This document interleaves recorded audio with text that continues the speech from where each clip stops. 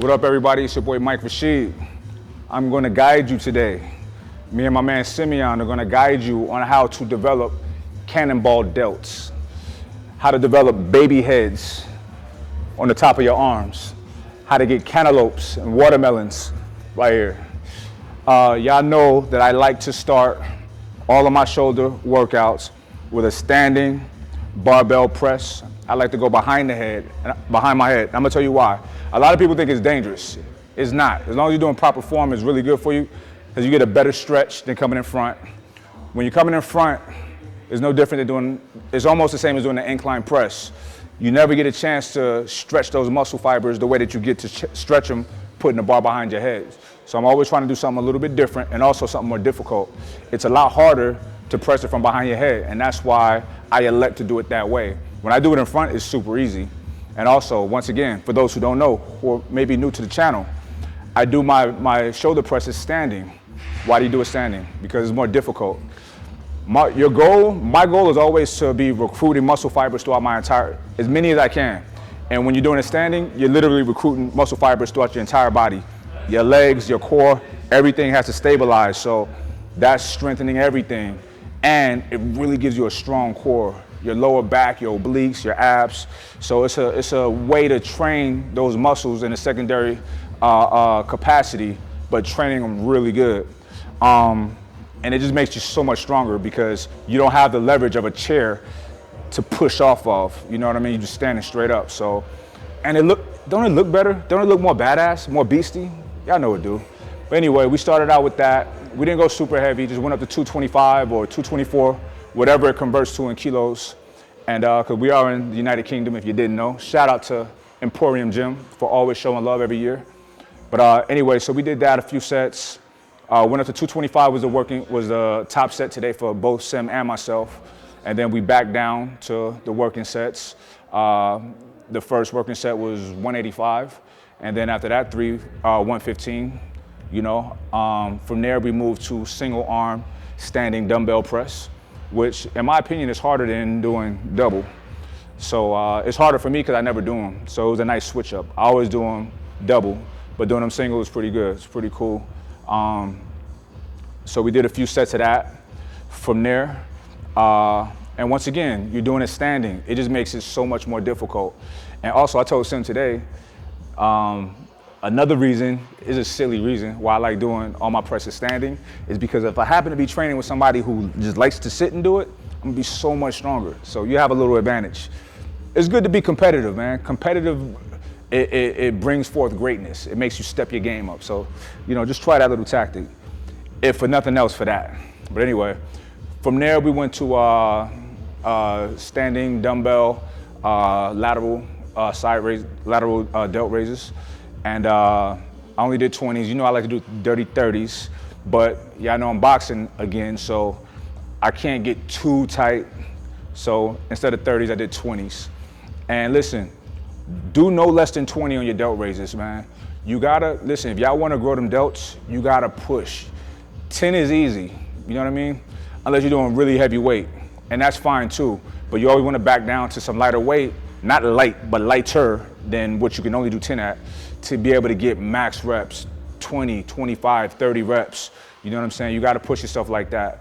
And because it's just making you grow.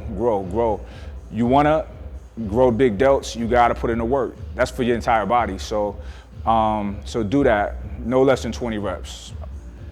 Promise me you're gonna do no less than 20 reps. I bet. So then after that, we went to rear delts, just with the pec deck, reverse pec deck. It's a really basic workout, but it's very effective and efficient. And once again, we're just sticking to the basics. I see trainers in gyms sometimes having people, fat guys or skinny guys, doing really weird, exotic movements. Just stick to the basics, man. Stick to the basics and do the basics well. I have a hell of a pump right now. I feel great. I can barely lift my arms, you know what I mean? And I only did the basics. You do the basics good, that's all you gotta do. There's certain times when my only workout, let's say for shoulders, is shoulder press. I mean, I'm putting a lot of sets, a lot of reps, you know what I mean? You do the basics properly, that's all you gotta do, all right? Keep it simple, stupid. Don't make the shit more difficult or complicated than it is. A lot of times, I know this because when I was a trainer, I had peers that would use, part of their tactic would be to confuse people to make them so they feel like they always need their trainer. But listen, you know, my goal was always to teach people how to do the shit properly, help themselves get stronger and look better. You know what I mean? So not me coaching you, walking you through every minute, every day, because that's not reality. So I want y'all to be able to do this on your own, but just do the basic. Just focus on the basic. That's all you need. All right? So check it out.